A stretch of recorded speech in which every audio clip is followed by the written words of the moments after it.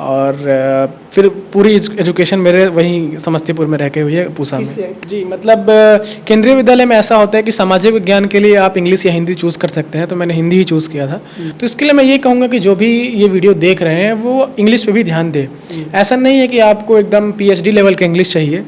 तो ये रहा है, और तीसरे वर्ष में मैंने एकदम डेडिकेटेड UPSC की तैयारी शुरू कर दी थी। तो 8 से 10 घंटे आप मैक्सिमम पढ़ें, ठीक है, बट उसको रेगुलर पढ़ें।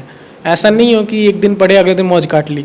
आपको जनता के लिए काम करना है, आपको उनकी उम्मीदों को पूरा करना है, आपको विकास परियोजनाएं सही तरीके से लागू करनी है। तो इसी पे मेरा भी ध्यान होगा। देश में एक परीक्षा होती है जो इस देश की सबसे कठिन परीक्षा कही जाती है, UPSC की परीक्षा। और इस परीक्षा में सफल होने का मतलब होता है कि जो व्यक्ति सफल होता है उसकी आने वाली पीढ़ियों से लेकर उसके गांव, जवार, इलाके और पूरे देश के पता नहीं किस किस कोने से लोग उससे इंस्पायर होते हैं। आज ऐसी एक शख्सियत हमारे साथ हैं, सत्यम गांधी। इन्होंने UPSC में पहले अटेम्प्ट में 10वीं रैंक लाई है और आज पूरा बिहार ही नहीं बल्कि पूरा देश इनको गर्व से देख रहा है, और देश के करोड़ों छात्र इनसे बहुत ज़्यादा इंस्पायर हो रहे हैं। इसलिए हम चाहते हैं कि देश के करोड़ों छात्र और वो सारे लोग जो सत्यम गांधी की तरफ गर्व से देख रहे हैं, जो सत्यम गांधी को एक प्रेरणा स्रोत की तरह देख रहे हैं, वो लोग सत्यम गांधी को सुने और उनके ही सवाल, हमारे बेसिकली सवाल उन्हीं लोगों के सवाल होते हैं जो लोग आपको जानना चाहते हैं।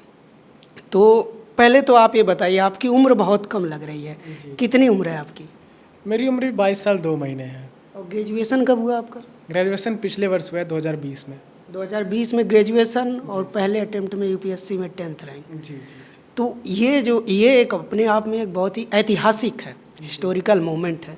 तो जब आपने रिज़ल्ट देखा पहली बार, जो एक मोमेंट होता है, एक वो फीलिंग होती है कि आपने रिज़ल्ट देखा, तो वो मोमेंट पे वो फील जो था उसको आप बता पाएंगे? दरअसल वो तो शब्दों में बयां करना काफ़ी कठिन होगा, परंतु वह मेरे लिए काफ़ी भावुक करने वाला क्षण था। और सबसे पहले मैंने अपने माता पिता को फ़ोन किया, उन्हें बताया कि मुझे 10th रैंक आया है। मतलब काफ़ी खुश हुए, काफ़ी बधाइयाँ दी उन्होंने। और पहले तो मुझे विश्वास भी नहीं हुआ कि कैसे हो गया ये, परंतु कुछ देर लगा कि हाँ ये सच है। तो काफ़ी भावुक करने वाला क्षण था, ये एक सपना था जो पूरा हुआ। तो किसका सपना था? फैमिली में जैसे हमारी फैमिली में होते हैं, कोई एक व्यक्ति ऐसा होता है जिसका सपना होता है, तो ये आपकी जो सफ़र है, इस सफ़र में किसका सपना सबसे ज़्यादा था कि आप IAS निकालें और कलेक्टर बने? बिहार में तो ये सब जी। सपना तो खैर सभी का था, परंतु मेरे दादाजी हैं 95 वर्ष के, तो वो चाहते थे कि उनका एक बेटा कलेक्टर बने, उनका एक पोता कलेक्टर बने।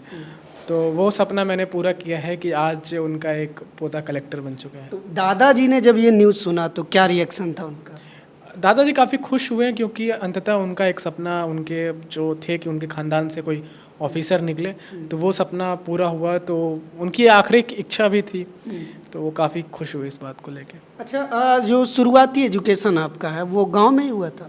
जी, केंद्रीय विद्यालय पूसा है, तो वो मेरे गांव से 5 किलोमीटर दूर था, तो हम गांव में ही रह के पढ़े थे, अप डाउन करते थे कभी कभी। और फिर पूरी एजुकेशन मेरे वहीं समस्तीपुर में रह के हुई है, पूसा में। किस क्लास तक मतलब गांव में आप पढ़ाई की? जी, हम क्लास 1 से 12 तक केंद्रीय विद्यालय से ही पढ़े हैं। 12th तक? जी। उसके बाद आप दिल्ली यूनिवर्सिटी आए, दयाल सिंह कॉलेज में? हाँ, मेरे 12th में काफ़ी अच्छे नंबर थे, 91% था, तो उससे मुझे दयाल सिंह कॉलेज DU में एडमिशन मिल गया, और फिर मैंने। तो अभी UPSC में जो आपका क्या इंग्लिश मीडियम से आपने पेपर दिया था या हिंदी से? जी, मेरा इंग्लिश मीडियम था। English medium? जी।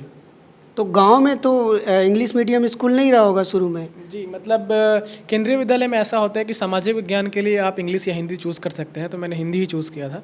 तो 10th तक तो हम सामाजिक विज्ञान हिंदी में पढ़े थे, पर बाकी सारे सब्जेक्ट्स मैथ, साइंस, इंग्लिश में ही थे, तो उससे मुझे कुछ मदद मिल गई। एक धारणा परीक्षार्थियों में बनाई जाती है कि अगर आप हिंदी मीडियम से हैं तो आपको ज़्यादा टाइम लगता है प्रिपरेशन करने में, फिर सफलता पाने में।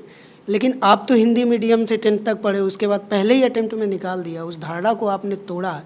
तो जो लाखों लोग तैयारी कर रहे हैं वो लोग उस धारणा को कैसे तोड़ें और उसको ब्रेक करें, इसके बारे में? जी, 10th तक मैंने सामाजिक विज्ञान हिंदी में पढ़ा, बाकी मैथमेटिक्स और साइंस वगैरह इंग्लिश में थे, परंतु एक हिंदी बैकग्राउंड होने की वजह से, हिंदी भाषी क्षेत्र के होने की वजह से समस्याएं तो आती हैं। तो इसके लिए मैं ये कहूँगा कि जो भी ये वीडियो देख रहे हैं वो इंग्लिश पे भी ध्यान दें। ऐसा नहीं है कि आपको एकदम PhD लेवल का इंग्लिश चाहिए, आपको इतना इंग्लिश चाहिए कि आप किसी किताब को पढ़ के, आप किसी न्यूज़पेपर को पढ़ के उसको समझ सकें, उसको फिर अपने लैंग्वेज में लिख सकें। अगर आपके में इतने नॉलेज है इंग्लिश का तो मेरे हिसाब से ये सफिशिएंट होगा। और बाकी माध्यम की चिंता ना करें, इंग्लिश हिंदी दोनों मजबूत रखें और मेहनत करें, ये सबसे ग्रेजुएशन में क्या सब्जेक्ट था और आप क्लास कितना करते थे ग्रेजुएशन के दौरान जो आपकी क्लास होती थी? उसके अलावा आप तैयारी को कितना टाइम देते थे? क्या आपने कोई कोचिंग भी ली थी? जी, ग्रेजुएशन में मैंने BA किया है पॉलिटिकल साइंस ऑनर्स से, दयाल सिंह कॉलेज दिल्ली विश्वविद्यालय से। और जहाँ तक क्लासेस की बात है, मैं रेगुलर स्टूडेंट था DU में। फर्स्ट सेकंड ईयर में मैंने बहुत सारी एक्स्ट्रा करिकुलर एक्टिविटीज़ भी की हैं, तो वो जो आपको पर्सनैलिटी बनाने में काफ़ी हेल्प करेगा।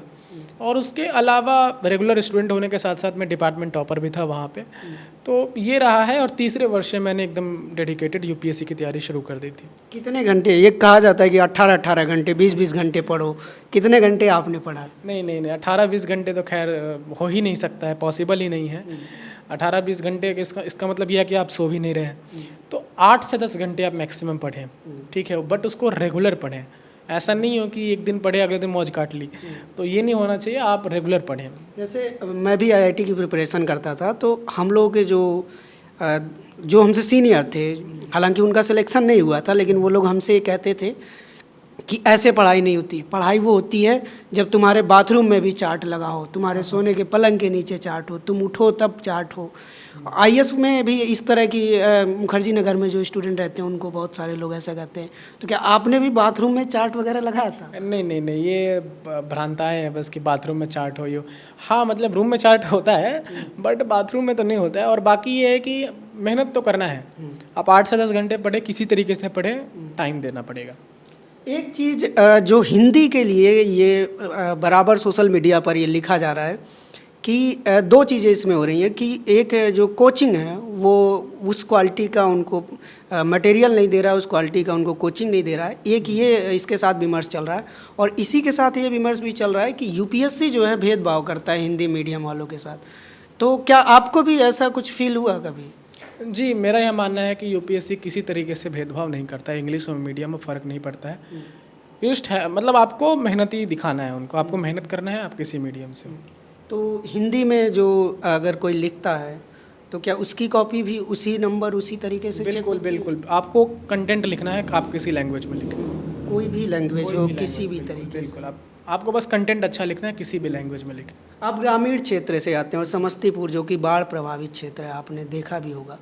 तो जो बड़ा एक अपॉर्चुनिटी आती है आदमी के लाइफ में, तो वो बड़ी जिम्मेदारी भी लेकर आती है।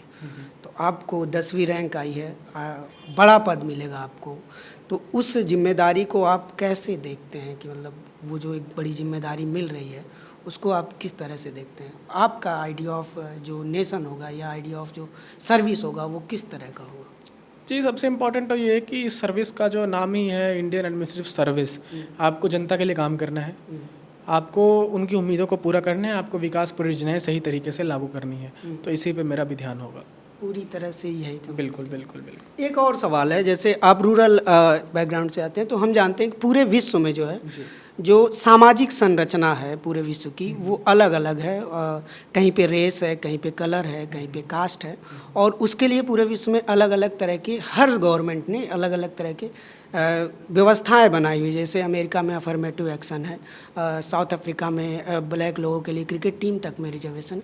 इंडिया में भी इस तरह का है कि जो जैसे दलित को दिया गया, SC ST को रिजर्वेशन दिया गया, OBC को, अभी तो जो आर्थिक रूप से जो पिछड़े हैं उनके लिए भी रिजर्वेशन है। तो ये जो रिजर्वेशन की पॉलिसी है, इस पे आपका क्या टेक है? मतलब आप इसको कितना मानते हैं, अगर एक तरह से विश्लेषण, क्योंकि आप पढ़े हैं इसलिए मैं आपसे पूछ रहा हूँ। जी, अगर मैं शॉर्ट में कहूँ तो रिजर्वेशन एक हद तक ज़रूर काम कर सकता है, जो दबे कुचले लोग हैं, जो पिछड़े वर्ग के हैं, उनको उठाने के लिए। परंतु लॉन्गर टर्म में मेरिट बेस्ड व्यवस्था होनी चाहिए। परंतु हाँ, एक हद तक शॉर्ट टर्म सोल्यूशन के रूप में रिजर्वेशन लिया जा सकता है। लॉन्गर टर्म में हमें यह प्रयास करना चाहिए कि सभी लोग अपने पाँव पे खुद खड़े हो जाएं। मतलब फंडामेंटल एजुकेशन और इन सब चीज़ों। हाँ, बिल्कुल, सरकार को मतलब जो भी है पब्लिक एजुकेशन, पब्लिक हेल्थ पे ध्यान देना चाहिए, ताकि सभी लोगों के पास समान अपॉर्चुनिटी हो। जी, चलिए, बहुत बहुत थैंक यू हमको समय देने के लिए सत्यम गांधी। एक सवाल रह गया, बिहार में गांधी सरनेम कैसे है? जी, गांधी सरनेम मेरे बचपन में पड़ा था, चूँकि मैं परिवार में काफ़ी शांत रहता था, काफ़ी शांत स्वभाव, किसी से लड़ाई झगड़ा नहीं, तो सब लोग मुझे प्यार से गांधी बाबा कहने लगे और उस तरीके से मेरा टाइटल गांधी पड़ गया। हालांकि मेरे परिवार में और किसी का टाइटल नहीं है गांधी, मेरे भाई को छोड़ के, तो इसी तरीके से। चलिए, बहुत बहुत शुक्रिया सत्यम गांधी। यूपीएससी में 10th रैंक एक बहुत बड़ी बात होती है, पहले अटेम्प्ट में इतनी बड़ी रैंक। देश के करोड़ों छात्रों के लिए आज इंस्पिरेशन बन चुके हैं सत्यम गांधी। जिस पद पर हैं ये और तरक्की करें, हमारी शुभकामनाएं आपके साथ हैं और देश सेवा के लिए अपनी जिम्मेदारी को पूरी तरह से और पूरी निष्ठा से निभाएं। और ऐसे और बहुत सारे लोग जो कि ग्रामीण पृष्ठभूमि से आते हैं, जो लोग हिचकिचाते हैं कि मैं तो हिंदी में पढ़ता हूँ, मैं पता नहीं मेरा क्या होगा, उनको सत्यम गांधी से सीखने की ज़रूरत है। ये उनके लिए बहुत बड़े इंस्पिरेशन के काम करेंगे कि अगर आप किसी चीज़ को ठान लेते हैं तो रुकावटें आपका कुछ नहीं कर सकती। कैमरामैन जसीम के साथ मैं अनमोल प्रीतम, दिल्ली।